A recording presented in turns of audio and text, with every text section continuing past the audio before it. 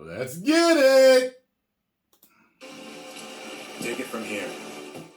Final Fantasy VII Remake always felt like a marvel to me. An unlikely game that I have a hard time fathoming that it actually exists. To take one of the most well-known and beloved RPGs of all time and rebuild it into a modern package seemed an impossible task, yet Square Enix somehow managed to rise to the challenge. With Rebirth, the second entry in the planned trilogy of the FF7 Remake project, the task seems even more daunting.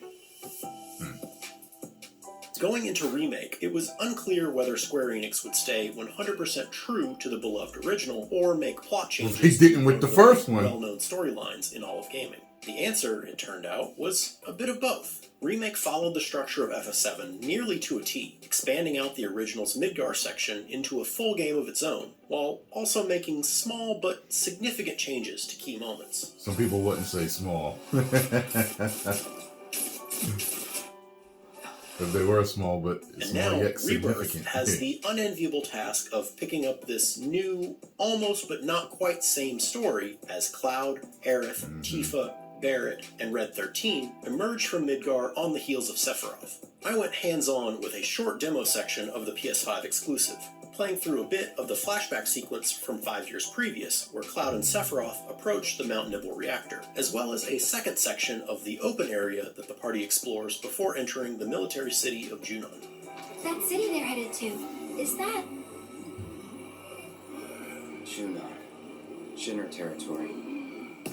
At its core, Rebirth's combat is nearly identical to the system used in Remake, combining active attacking and movement with issuing commands to your party members when their action meter is full. You still pressure and stagger enemies, building the gauge via skillful combat and doling out massive damage when it's full. It's a fun system that provides a good mixture of modern active combat with the turn-based strategy that FF7 is known for.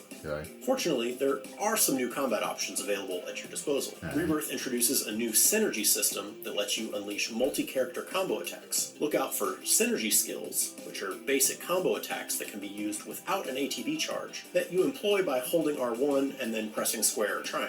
These didn't feel terribly different from just mashing square to attack, but they do give you an additional way to vary your basic damage output. Rebirth also introduces synergy abilities, which can be used when two characters have built enough synergy gauge, a new secondary meter that's filled by using abilities. These essentially feel like additional limit breaks, giving you another source of big flashy damage to dole out. Synergy abilities vary depending on the characters using them, and they have fun little mini cutscenes, like Barret unloading a salvo of bullets and then throwing Red 13 at the target. There's also new materia to expand your options in combat. In addition to one seen in Remake, like Synergy, Magnify, and Assess, I encountered a Precision Defense Focus materia, which extends the input timing window for perfect blocking, a Lightning and Wind materia, which enabled both Arrow and Thunder magic, and a Level Boost materia, which increases the level of the linked materia by 1. The demo also gave me a taste of how Rebirth will translate the expansive open world of FF7's world map into explorable zones. It won't be completely open world, but rather have large open areas that you'll be able to explore. Fans of the original will remember the pre-Junon section as a relatively empty bit of world map that the party traverses after emerging from the Mithril Cave. Here, though, it's a large open area with cliffs overlooking a picturesque bay with the imposing edifice of Junon looming in the background. In open areas like this, the party will explore on foot, in vehicles, and on the backs of chocobos. Poor Red 13. That cannot be comfortable.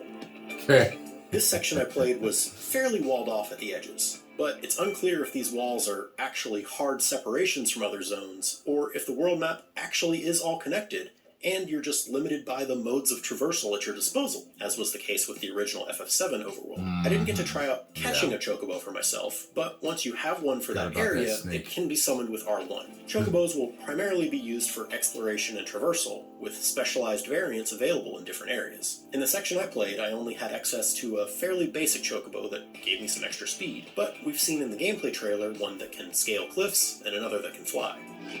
The open area also has I don't think I noticed that. Were marked on the map. These marked enemies seem to be specialized variants that came with a list of tasks to complete while fighting them. In the demo, these tasks were fairly basic. Pressure and stagger an enemy, and defeat them all within a certain time limit. But I have to assume that more complicated challenges will be present in the full game. These fights could also be repeated if you wanted to take an additional stab at knocking out all the objectives. Meanwhile, the open areas are littered with crafting materials to pick up.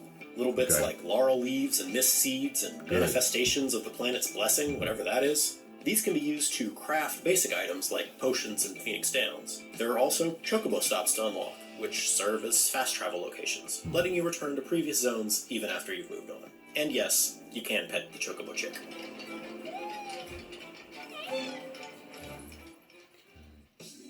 Story-wise, Rebirth again feels very familiar, and yet also different. This is due in part to the tremendous difference in scale and presentation. Here, like with Remake, areas that were previously sparse or bare are expanded out into lush zones to explore. But there are also little changes that are mostly inconsequential, but they still play out in different ways than fans of the original FF7 are used to. Climbing Mount Nibble with Cloud, Sephiroth, and Tifa is effectively the same as people will remember it, right down to specific scenes, like Sephiroth explaining how materia is crystallized Mako. For the Mako energy to condense into something like this, it must have taken an eternity. I've always wondered, how does materia let you cast spells exactly? How did you ever get to be a soldier? And then you'll run into something different, like needing to use a big honkin' vacuum cleaner to hoover up some Mako fumes before you can use an elevator. What was that about?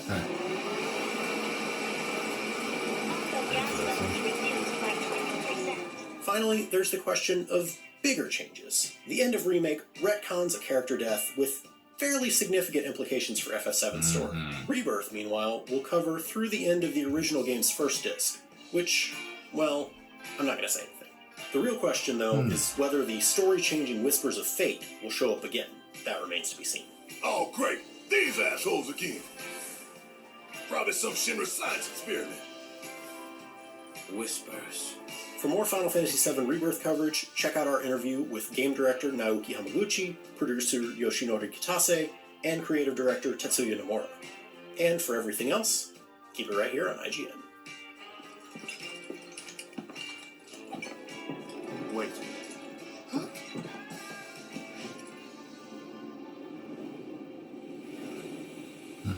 What?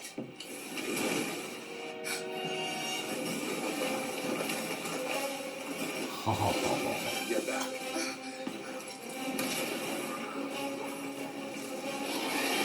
This way. You said you wanted to be a hero. Let's do it. Wish I had. Thanks we're after materia. Someone should tell it we're not.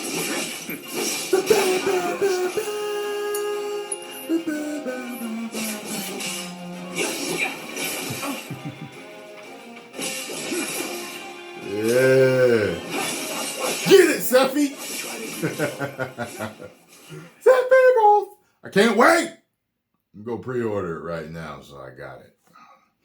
I'm going to go pre-order it right now.